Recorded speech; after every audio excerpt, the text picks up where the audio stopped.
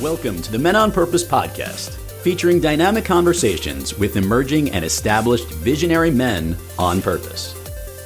Thanks for joining us today as we celebrate the men on purpose who are committed, creative, courageous changemakers, living their best, most fulfilling life possible. Now, here's the host of Men on Purpose, Ian Lobas. All right, Greg, welcome to the Men on Purpose podcast, my friend. Thank you. I'm glad to finally get on. Yeah, man, it's so cool when like I was telling you earlier, it's so cool when I have high level people on that it's not just money, it's high level mindset to get to a certain point and place in your career or in your life that the average person cannot push themselves through. So today we're going to be talking to Greg about like what it takes for a driver, a professional driver, a NASCAR driver. I mean, one of the biggest, if not the biggest sports in the world. And like to get to that elite level, to be a driver in one of those cars is it's pretty extraordinary. And for those of you that don't know Greg, you're about to find out. And for those of you that don't understand NASCAR or think it's as simple as rolling around in a circle, you're going to learn some stuff today. And we're going to learn about mindset and discipline and holding yourself accountable and controlling ego and all that wonderful stuff from a dude who's reached a pinnacle in a very, very, very tough sport. So let's get rolling, man. I want to start. Absolutely. I want to start with like you growing up, and did you always have this drive to not pun intended, like, do you always have this drive to be something great? Well, I wouldn't say I had the drive to, be famous or be, race car driver, whatnot. But I will say that I drove or rode anything that burnt gas or had wheels. Like I was just all about my motorcycle. I loved to drive. My parents had a little steel fab shop. I was like, lived to drive the forklift, move the truck in and out of the shop. And I'm talking when I was 8, 10, 12 years old. And I begged my dad for a go-kart literally like every day. And I, for the life of me, don't know why he didn't finally break down just to have me shut up, because I remember just wearing him out about wanting a go-kart. But we lived out kind of in the country, and we had 8 acres, and I had them backed up to Bureau of Land Management that had, thousands of acres. So a motorcycle was really the thing. If I had a go-kart, I really didn't have any place to ride it, So I grew up in the Northwest, where NASCAR racing is not that relevant. Right. But I just grew up loving cars and anything that, and I'm a competitive, was a competitive person by nature. Is there something that made you competitive, or was it just like you just were like that? You were born like that? I don't know if, I often wonder that if people are born with that competitiveness or not. I'm much more competitive than my brother is, but I played baseball, I wrestled, played basketball when I was in, junior high, and I was very aggressive and enjoyed those sports and was ultra competitive. Always wanted to, win or try and be the best. And that's the American way, right? I mean, yeah. We're not handed things, and you have to work hard for it. And so I've been, a competitive person, and, I think the sports probably, did a lot of that for me being, competitive. I've talked to some other professional athletes on this show, and a lot of time they said their competitive nature was fueled because they got love and attention when they won. I know, like myself personally, when I was a big swimmer when I was younger, and even something like that, just even though it's so simple, I remember when I won, my parents were different. They were a little more elated. They were a little more, not loving, because they were always loving, but there was just a little higher level of pride, and then I started to reach for that. And it's interesting that you're describing sort of like the same thing. A lot of people have that. Yes. And you're exactly right. And that's, and I think that, and I don't want to jump all over the place, but it comes to mind that that's why people look, are so competitive. And they'll often say, oh, well, he's just a sore loser. He's got a bad attitude. Just get over it. It's just a race, or it's just a game, right? And for the professional athlete, for the driver or whatnot, it's not just a race. It's your livelihood. Right. It's your career, and a lot of times it's how you make a living. It's how you make money. So it's not only that you've trained and you've practiced and you've tried to get ready for this particular race, and now that there's more races, obviously, but each one is so important. And one thing that I tell people too that want to complain or argue about, or throw stones at someone that's a sore loser or whatnot, is I say, look, we race 36 times a year. 36 times a year. So put it in perspective. Let's say you went to work only 36 days in a year, okay? And one day you show up and the building's locked.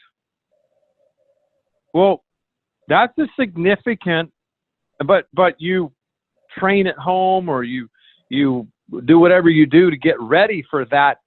You're not just sitting at home and only working one day. You're working all those days, but you only get graded.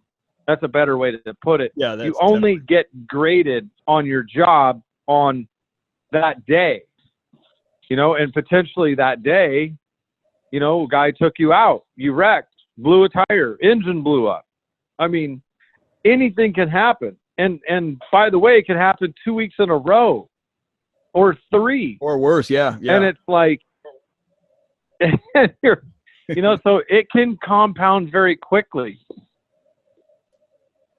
It's interesting. I want to dig into that a little bit more. So I have a bunch of questions around like you getting started, but since you brought that up, what do you do in that situation when you are like, I want to get into stuff like visualizing and way you prep for a race, like when you were in NASCAR, which you're still doing some stuff there. So like, but I mean like in the peak, of your career, but like, what is that like to prep yourself and the team and everybody around you and the promoters and the fans, and then all of a sudden, like we were talking about earlier, like, you get taken out in lap 2 and you just prepped for so long for that, and that's just one of your 36. Absolutely.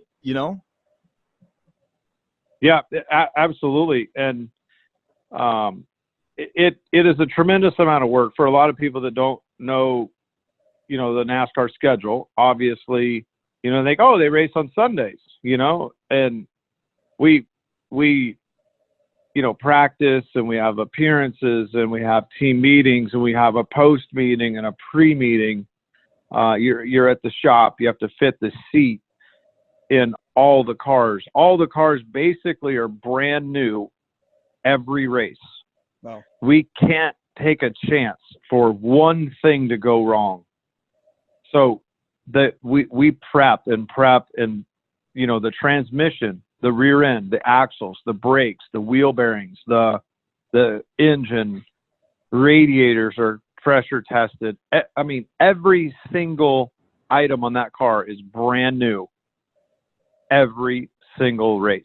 That's interesting. We show up not with one, but we show up with 2 cars, because you could have an accident in practice. So you can race your second car up until the last practice is over. So you can't bring your second car out until, you know, you've destroyed your first car, unfortunately. Right. But that is a lot. And the transporter goes back to the race shop every single week. That transporter runs 24 hours a day. When the race is over, it goes back to the shop. They unload those cars, and those cars will come back through the system, and we'll race that same car in about 8 weeks.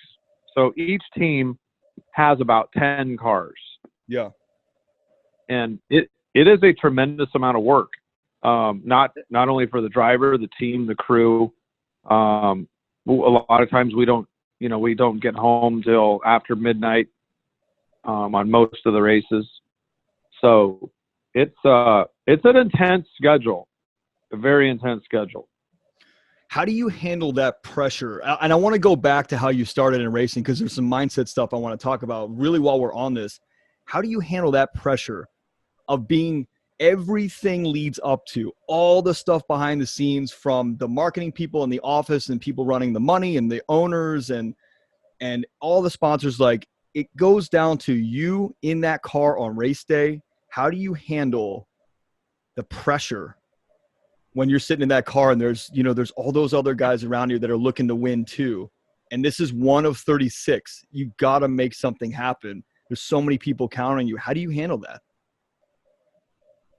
It's difficult. You have to get into the mindset that you've got to do the best job you can, and you have to be ready for adversity. That's the biggest thing. Is the race is never going to be storybook, or it's never going to be by the book. So things are going to happen. The caution's going to come out at a wrong time, or maybe a right time for you. Somebody could block you in on pit road. Anything. So many things.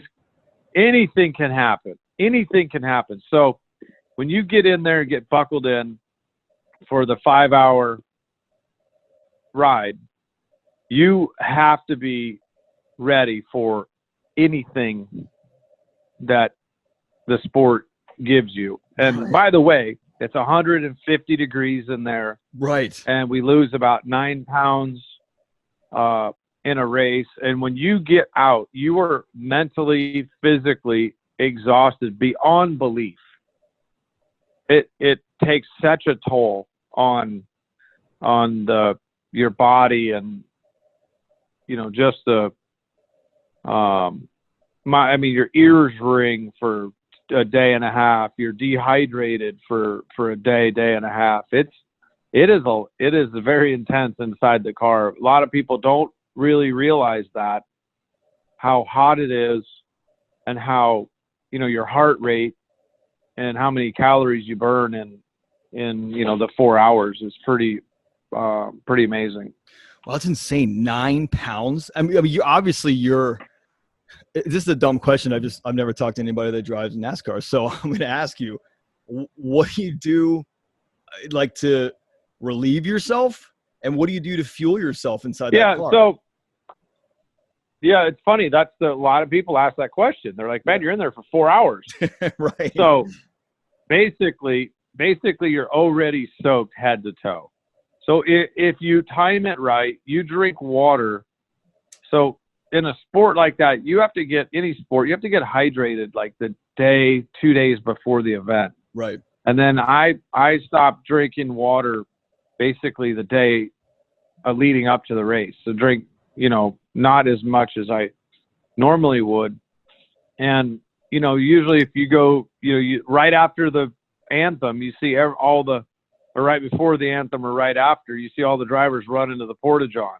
Oh yeah. That's the last visit for 4 hours. And you sweat out so much water, you typically don't have to go to the bathroom. So, and sense. if you do, you just piss your pants because it's you got to go, and you're already soaked head to toe anyway. But if you think about 9 pounds, it's really only a gallon of water. A gallon of water weighs 8.6 pounds. Right. So we're sweating out a gallon of water in an event. Damn, man. That's amazing. Now, did you ever get in a car unprepared, or did you learn the hard way? So I need to focus everything for this show on being purposeful and intentional in your life. Did you ever take it for granted at some point, even in your early career, and get in unprepared and just get your butt kicked, both mentally, physically, emotionally? Yeah, absolutely. I mean, there's been times that, you weren't 100%, and it shows on the racetrack so bad that if you're not prepared, that thing, the competition, the racetrack, it'll eat you alive. Yeah. And I remember one time I had to drive and I was pretty sick. And that's the other thing people don't realize or don't think about. We can't call in sick. Right. Yeah, you're done. There's no one else that's going to do it. You're the driver. You're getting paid millions of dollars. There's a sponsor, and the race is on Sunday, bud. You're racing. So you're not going to take the day off. Right. So you're driving no matter what. And I had to drive in Atlanta, and I'll tell you what, I did not think that I was going to make it before I got in the car. I'm like, there's no way I'm going to make this race. And thank goodness that after I got hot, my heart rate came up, and, I kind of got into a state that I've after about an hour, I felt like, okay, I'm going to be all right. I'm going to make this whole race. But before that, I did not think I was going to make it.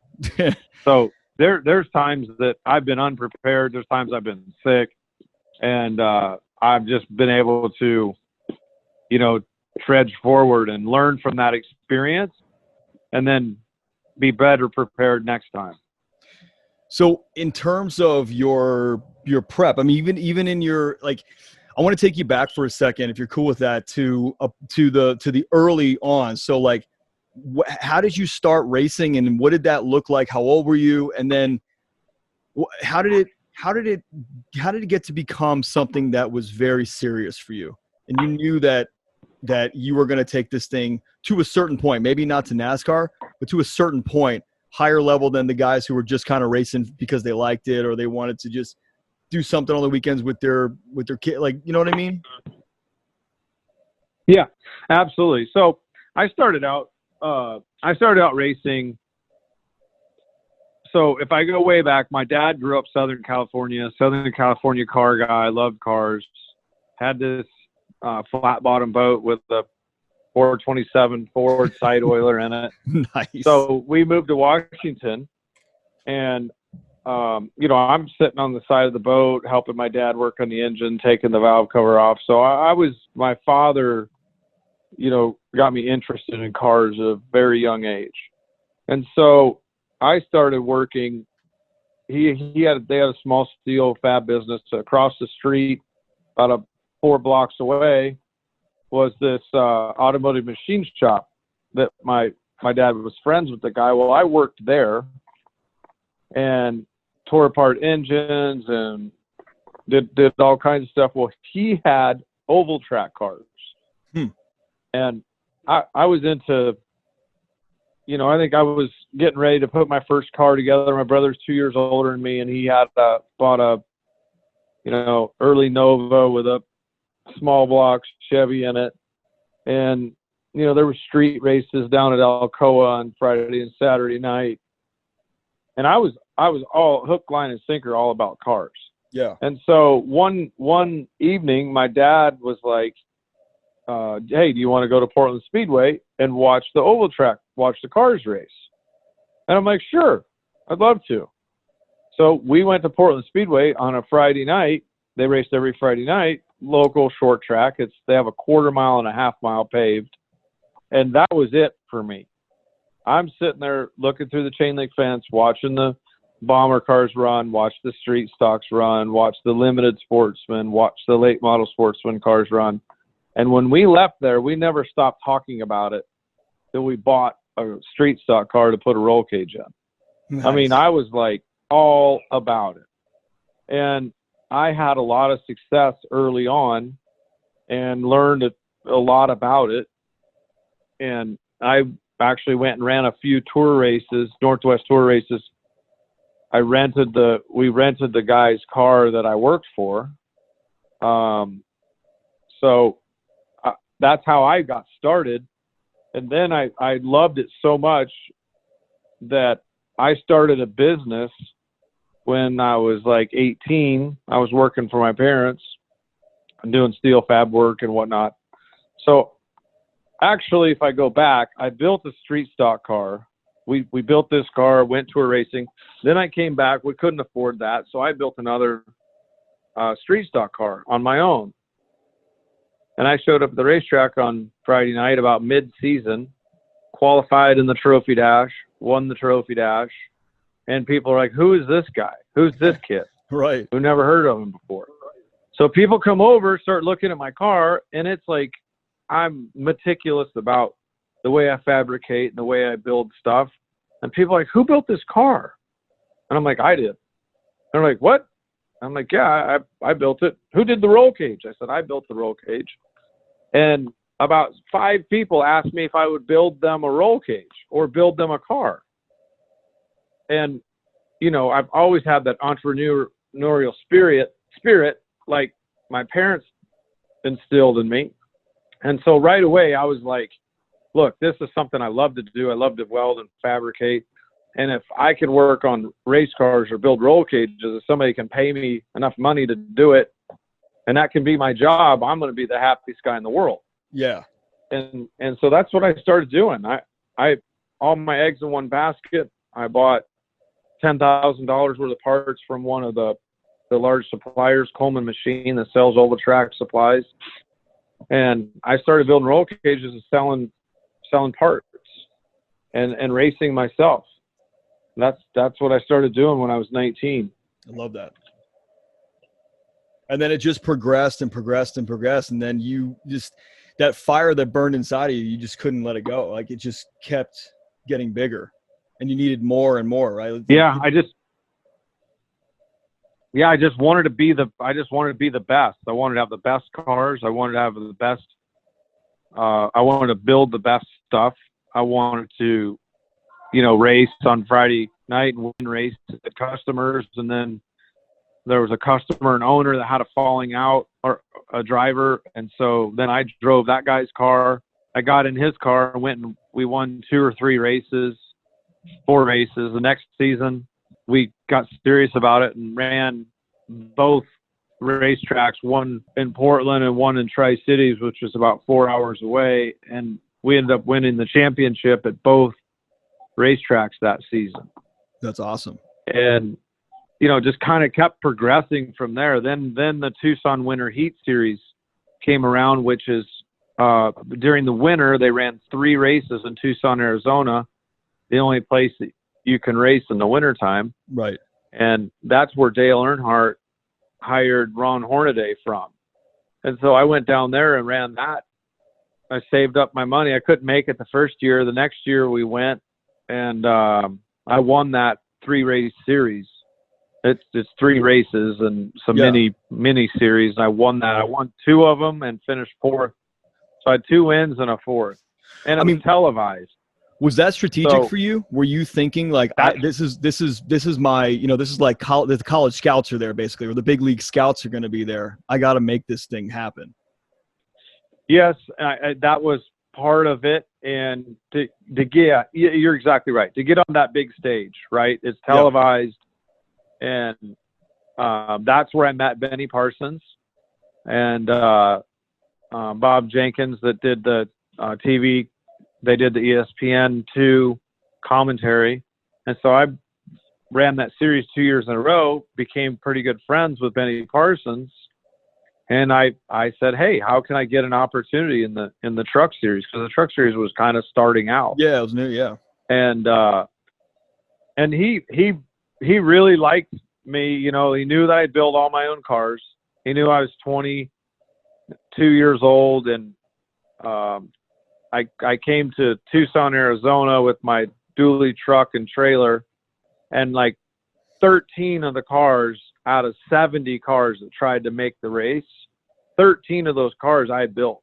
Oh, wow. That's cool. And I ended up winning the race. And so he's like, this kid's talented. He can build race cars. He can obviously drive. And we became friends, and he said, well, Greg, I'll tell you what, I'll pass your name around and talk to some guys and whatever else. And I don't know if you know how the story goes, but he did exactly that. Benny Parsons was like larger than life person. When he walked through the garage, you knew it. You could hear his voice, and he was always smiling and would talk to anyone. And he was passing through the garage and found Jack Roush, and they got to BSing about whatever. And he said, Tommy Kendall turned me down for moving back here and driving the third truck. And he said, hey, don't forget about that kid I told you about in Washington. He'll do you a good job. And that was it. Nice. Jack Roush called me and hired me. Just on the off spot. of his word. No tests, on the spot. Dude, that's insane. What was it like? Like, how did you learn how to drive that well? I mean, is it just natural? Did you practice? I actually want to know what your process is, even into the big leagues. What's that process that you went through, you know, maybe a week before a race or the day before or the morning before a race? Like, are you doing vision exercises? Are you meditating? Are you just winging it? Natural talent? Like, what's that look like for you? What's that process look like? I mean, I'm going to say kind of winging it, but I believe there's some bit of natural talent, of course, in all the drivers. And, you know, I was just uber focused on being as best prepared as I could be, you know, having the best and working to the best of my skill level. Sure. To have, when I show up, to have my car as good as I can get it. Yeah. To compete. And obviously when I started in the truck series and there, I had less to do with that. Still a big influence. Like when on you the were team because I knew so long. When you were driving and you had a crew chief and you had a crew working on your truck, were you still doing anything with dialing it in? I mean, obviously is it sort of your responsibility? I just want to know, how hands-on were you, because you were used to building your own machines. Yeah. I'm pretty hands-on. And even, you know, trucks, Xfinity, and then into the Cup Series. Right. There were no computers like there are today, and no simulation. Because I built driving it and what the changes did, I had to drive the car and say, no, it needs more right rear spring. I feel like it needs more right rear. We come back, we put right rear spring in it. We go out, try that. That didn't work. Come back, okay, maybe it's this, maybe it's that. And so I was able to work together with the crew chief and the team to be able to feel not only what the change did, but understand it. And so then when I get that feeling at a different racetrack, I can say, hey, remember when we changed the shock valving on the right rear shock, when it was a little bit loose in, when I turn off of the wall for the down into the corner, it wanted to, you know, whatever it did. Yeah. That's what it feels like. That shock valving, let's change that shock valving again. You know, so those were the things that I possessed that helped me get to the Cup level and almost win a championship at the Cup level. Was part of that, just that sensory system, being able to do that. And it's a different group of racers now, because the computer simulation, they have the track surface simulated, they have the vehicle simulation. They can determine the proper shock valving and springs and sway bars. They can do about 90% of that now at the shop before they go to the racetrack. And before, when Dale Earnhardt raced, and Rusty Wallace, and myself, and Matt Kenseth, and Carl Edwards, that stuff really didn't exist. It started coming in at the end. Yeah. And the teams that had the good simulation and figured it out early on, we were a team that didn't embrace it in the beginning. We were a team that said, let's wait and see if these guys get it figured out, and then we will. Well, huge investment. Then it's like being behind 3 generations of an iPhone Right. and trying to keep up with the guy that has the new one, whether it be on an app or anything else. So when you get behind in technology, like what our race team did, there's no overcoming it, because you'd be there for a year trying to figure out one racetrack, Right, and you only have 2 hours of practice before qualifying. That's crazy. So that's, that was our downturn. At the same time, we had all that success because of some of those things that we were able to do. It was also our demise because we were so successful at figuring it out without the computer simulation. When that stuff came in, we were slow to embrace it. So as you became more popular in the sport and, the fans started recognizing you more, there's got to be an ego piece that starts to love that. Like, how did you keep your ego in check? Or maybe you didn't, but how did you keep your ego in check and not run crazy now that you're in the NASCAR world, in the racing world for that matter, you're a household name. I knew you since the time I was probably 15 years old. And like, how did you keep yourself in check and not go nuts? I think coming from, growing up and having to pave your own way and work hard, and what my parents taught me kind of kept me grounded, if you will. Now, I'm not going to say I didn't blow a bunch of money and have a lot of fun. Of course. But at the same time, I saw how other people treated people. And I'm not going to name names. Sure. But I recognize that I don't want to be like that. Interesting. I don't want to lose focus of, where I came from and what I did. And I'm going to treat people, and stay grounded as best possible. Right. Yeah. It's a different category when you're flying on a jet. If it's more than 45-minute drive, you're flying on a helicopter. You've got to go do appearances. You got to have security guards to get into the table to sit down and sign autographs. So it is different. Yeah. But at the same time, and all those fans, all those folks are kind of paying your way. Exactly. Because they're in turn supporting that sponsor. And I got that because I was a business guy when I was 19 to 23 years old. So I understood what the meaning of the sponsor was. And so I had great relationships with my sponsors, and I had long-term sponsors because I got the connection between, Granger was my sponsor, Granger Industrial Supply, and the customer. Yeah. I knew the guy that used the ladder. I knew the guy that used the skill saw. I knew the guy that used the tool set. And then I was fortunate enough to be associated with 3M, which again, kind of right up my alley. And I was able to relate to those customers because I did so many things and was hands-on and built so much stuff myself. And that connection when you're at trade shows and when you're at events, that really, really got me a long ways, being able to connect with those people.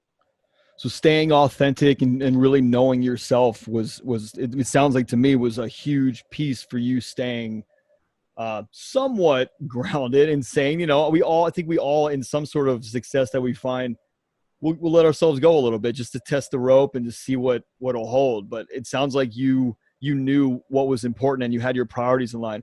Did driving ever stop being fun for you, or did it ever feel like a job, or was racing always just fun for you? No, it was pretty much always fun. It was more frustrating than I would say. Every job is frustrating, right? Sure. So because you want to be the best. I guess I should elaborate on when I say every job's frustrating. It's frustrating when it doesn't go the way you want it to. Yeah. Then it's frustrating no matter what you do. So the last, I guess anytime you don't win, you're frustrated, right? Because you want to win every single race. That's the goal. But the last 3 or 4 years were very frustrating because we knew what our problems were, and we just weren't getting to the root cause or the root of the problem. And my belief was that some of the management and some of the engineers, some of the folks felt like we weren't as far off as we were. And that frustrated me more than anything, because if there's an issue or there's a problem, let's work together and put our heart, sweat, and tears into whatever we have to do to make this work, to make it competitive. If we have to swallow our pride and go ask our neighbor for help, go try and create some kind of competition alliance where we can figure out what they're doing because they're winning races in the same brand vehicle and we're not, and we have the same engine, it comes out of the same shop, so we know that's not it. Right. So there's only one thing left, and that's the car.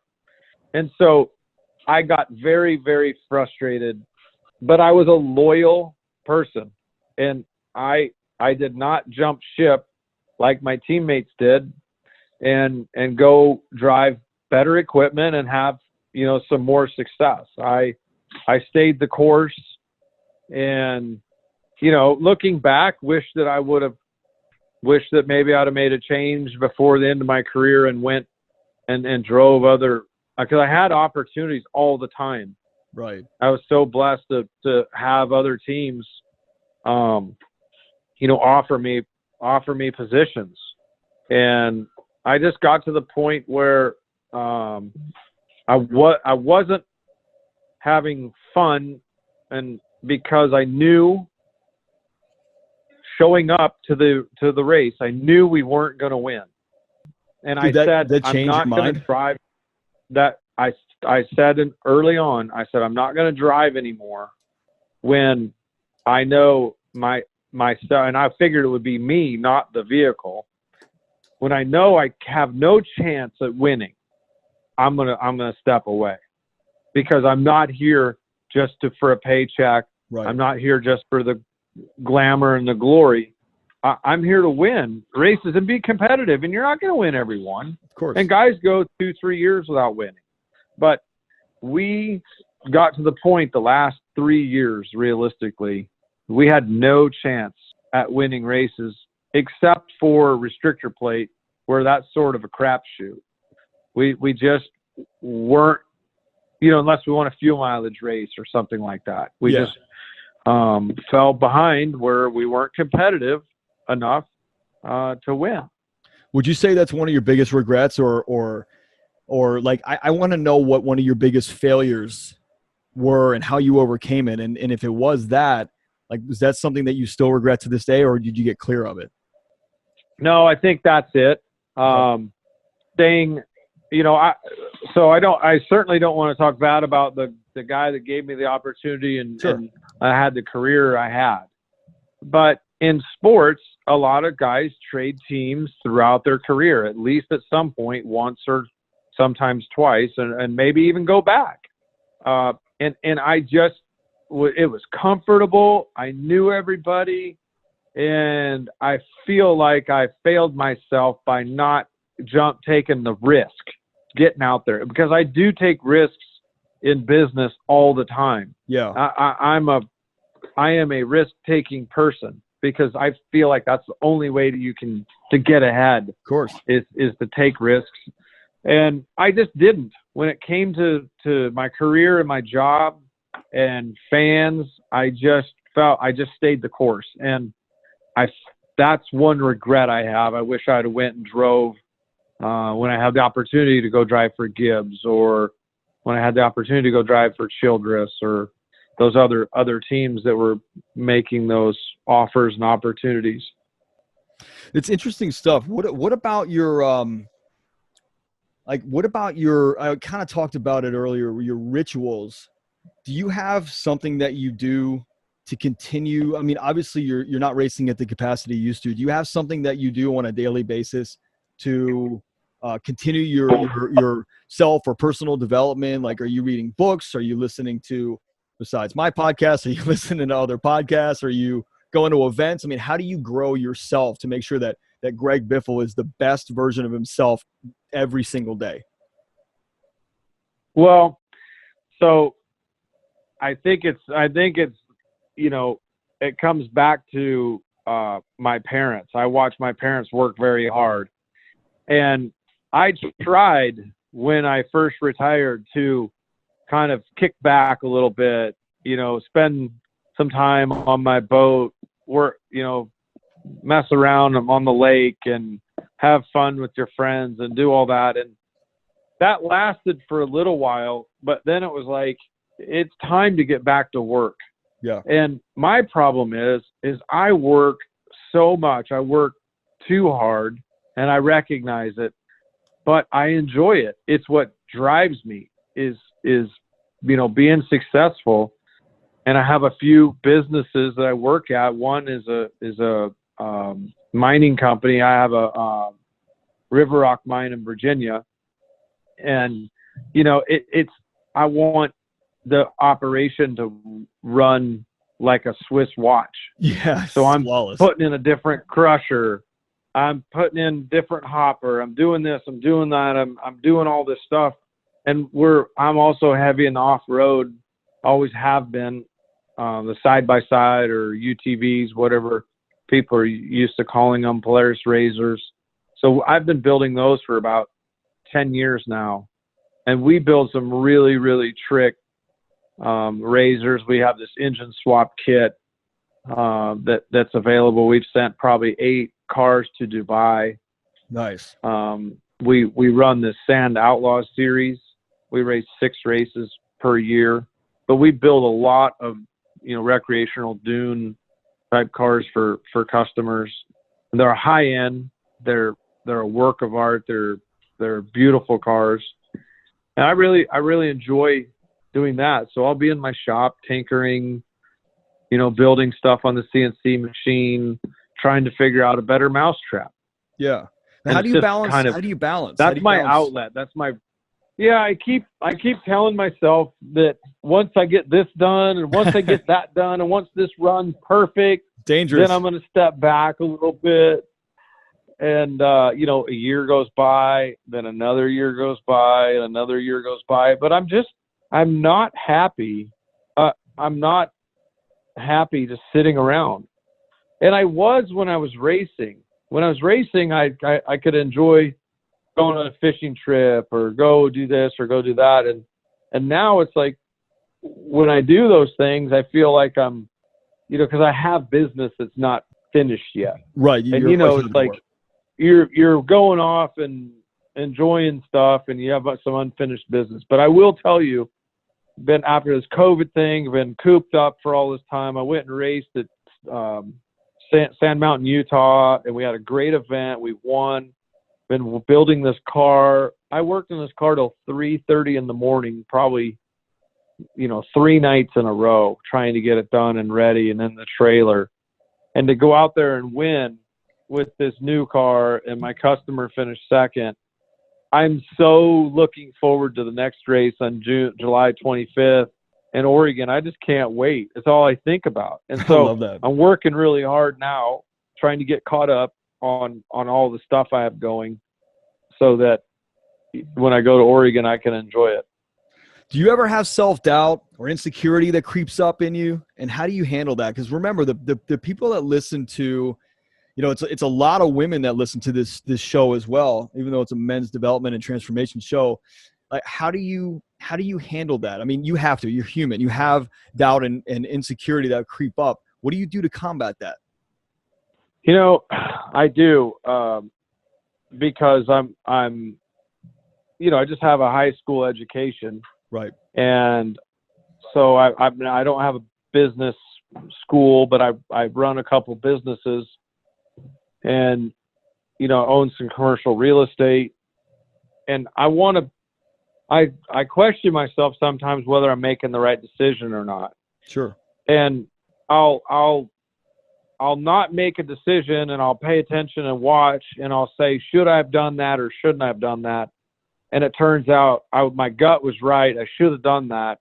And now I have to go do it, but I'm a month or two behind. Yeah. So yes, I do have a lot of indecision, a lot of doubts, but I try and stay level-headed, try not to make, the wrong business decision. And some of this is trial and error. I mean, I'm in it by myself. I don't have somebody looking over my shoulder saying, no, you shouldn't do that. Well, I get to do it wrong the first time, and then I have to go back and do it right the second time. And that's part of life. Of course. I'll tell you, when I was driving a race car, I told young drivers or whatever that would come to me and ask me, I said, look, you can learn from someone else's mistake, or you can make the mistake yourself. There's two ways to learn in life. Now, when you're walking down the street and you see a guy slip and fall on the ice, well, you can either do it too and then know that it's slick, or you can say, wow, I'm not going to do that. I see a guy in front of me, I'm racing him, and I see him get up in the gray, and the thing spins out and backs in the fence. I'm like, oh shoot. Right. I better not get that close to that. It's a little bit slick up there. That guy just wrecked. Right. And so you learn from, we learn from making mistakes. Unfortunately, that's how we learn. Or sometimes we get away with almost made a mistake. Yeah, like a lucky break. Oh gosh, I'm not going to do that again. Or you watch and learn. If you have to watch and learn what other people are doing, and maybe they didn't necessarily make a mistake, but maybe you figure out a way to do it better than they're doing it. And that's what a lot of entrepreneurs and a lot of companies do. Yeah. Is they're like, that's a great idea, but why didn't they do it like this? That makes more sense and more people could use it. So that's how a lot of inventions, a lot of things are made today. And I'm like that. I pay attention and try and understand, and I listen to what everybody says and try and make my best educated decision from that. But I'm not always right, certainly. I mean, yeah, you're never going to be, right? You can't be. And, it's funny that you said that, because my dad used to say that to me all the time. He would say, son, listen, you're getting to be a young adult, or you're an adult, and look, you can learn from your mistakes or mine. Mine cost you a lot less. Just remember that. I'm fine with you doing whatever, but you're going to bail yourself out, and you're going to pick yourself up. I'm here to support you, but it's your mistakes or mine. Mine are cheaper. And I love that you say that, because I think that's a great lesson to teach a kid.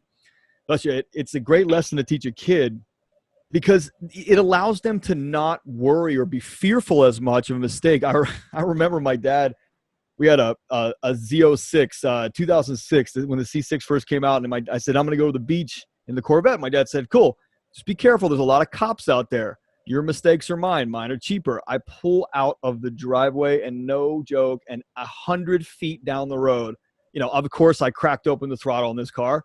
Bam, got busted by the cop. Yeah. And I walk back in, and I'm like, all right, you know what? Today's the day that I'm actually going to start really listening to you, and know that you're not just trying to annoy me or bother me, or, stop me from doing something. That's right. It's so interesting. I mean, it is right. They just know. And You can't, and there's a point where young people finally decide that everything people are telling me is pretty much true to some degree, and it's hard. They're hard lessons to learn. Sure. They trust me, they are. But it's interesting on how we learn things in life and how we build upon them. And in racing, what we did a lot was had to learn that lesson again over and over, and that gets costly because you'll drag the sway bar off and drug the Heim in half when you get a flat tire. Yeah. And then now you just didn't have a flat tire. Now you got the sway bars unhooked, so you got a real problem.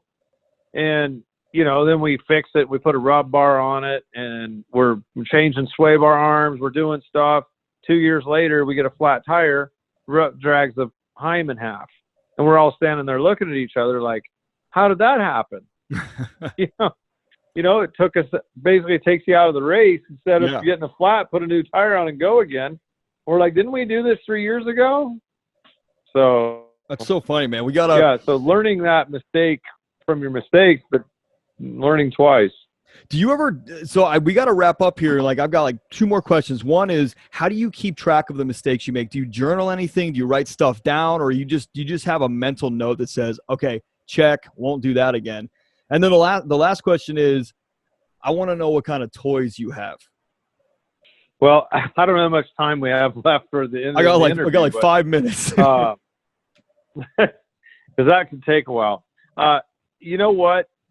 As you age, your memory is not quite as crisp as it used to be. Right. And I had a memory like an elephant. And I will tell you, unfortunately, I've got to learn some of those. Mistakes over again because I don't quite remember, and I should journal them. You should, but I don't. I just try and use my memory and be a better. But I catch myself a lot of times being so sure of myself how I did it last time. I know for a fact, and then I actually see it, and I go, "Oh man, I didn't do it that way, and I don't remember doing it that way." So I've got to be more diligent about that. But toys, I enjoy things, unfortunately. And do you still have a yacht? Probably more. I still have a yacht. Is it checker flag? I'm going to the Bahamas in about, I'm going to the Bahamas in about 3 weeks on. Nice. I sold all my airplanes and my helicopter. I do have the itch all the time. It was, out of everything I've had, the helicopter was probably the most enjoyable because I flew it myself, and it's so peaceful to be able to go wherever you want to go. I love flying, man. And I use it for work. I use it for work mostly, but I did get the opportunity, like when I was on my way to work, I'd have to pinch myself, on my way to the racetrack or whatever, that I'm getting to do this, and it's beautiful day and those things. So I've got a lot of cars, some collector cars, different stuff. I have the new Ford GT, nice, which is a really badass car. I've got a few boats on the lake. I enjoy surfing, and I've got a shop in Glamis with all my off-road cars, and that's sort of my second passion. In California is off-roading. In Glamis, California. Yeah, it's awesome. So that's I do some RC planes. I fly some electric remote control planes. Just nothing too trick or fancy, but I just enjoy flying the kind of the basic stuff. It's fun because when you crash them and they're $300, it's like it stings, but you're you could go get another one. But so I kind of stick to that. And I love animals. We have an animal shelter, the rescue program that we built in Mooresville. It's called Lake Norman Humane. We built a shelter there. We raised money for about 6 years and got our facility up and running about, I think it's been almost a year now. Nice. And really proud of that. We rescue a lot of dogs and cats. That's awesome. And, I love that you do that. Those are, yeah. Love I that love you to do that. fish. I don't get to fish as much as I'd like to, but I keep telling myself I'm going to here soon. Like you said earlier, when I get this done, I'll go do that. That's right. That's what I keep telling myself. I'm arguing with myself, though. Well, look, man, this has been we've been talking for an hour. I could talk to you for another 3 hours, and hopefully one of these days we'll meet when I'm down in Lake Norman.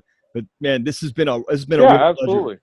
Absolute pleasure. I'm so grateful for you coming on, taking an hour to spend with us to talk about your story and just you as a person to our audience. I know they're going to get a lot out of it.